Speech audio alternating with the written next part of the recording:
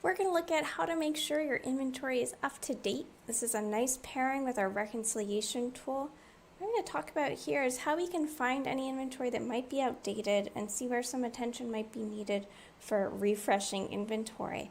Now, I've pulled up my chemical containers page, and what I can see here, right, this is my full inventory home screen. I can come here and I can see all sorts of data for all of my inventory. Right, we have a lot of tools here for you to see, right, find high hazard chemicals, find expired chemicals, just get a sense about what is going on in the laboratories, in the spaces here that we're responsible for.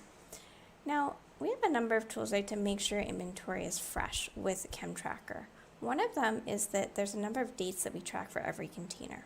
We track the last date someone actually edited this, when it was last confirmed, and with some of the filters here, right, and sorting options, I can see if I have any outdated inventory, right, that's still inventory that maybe has been sitting around a little bit too long here. I can sort with that. I can also export all of this data here. But the goal is saying, right, this inventory is pretty good, right, my oldest container is from 2019, that's pretty good. But I can see this on a container by container basis. I can also look at this data in a more aggregate form, right, more of a high level reporting tool with my group inventories page.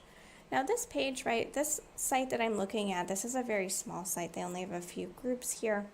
We have some sites, right, they might have 800 to 1,000 groups that have inventory tracks. So you can imagine, right, as organizations and institutions scale, how it can be harder to see this data.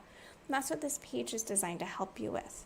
If you need to find who do I need to chase down to get inventory done, are there any areas at risk where we might need to take action? Right? There's no point doing our full-blown regulatory reports in ChemTracker if that data is 5 years old. So we make it easy to find, right, what areas need attention. We see the last date that inventory was updated. We also see the size of that inventory. And I can also look at this room by room, right? If you have a list of rooms and you need to make that your hit list for the day to go through, this is where you can come in and I can see, right, room by room, when was the last date inventory was updated. And if I saw any older dates here, that'd be a flag to me that that's a room I should go in, maybe do a reconciliation, do a full inventory audit here. And those are just some of the tools we have for making sure inventory stays up to date. You're not dealing with old or still inventory, and you can ensure your regulatory reports are going to be as accurate as possible.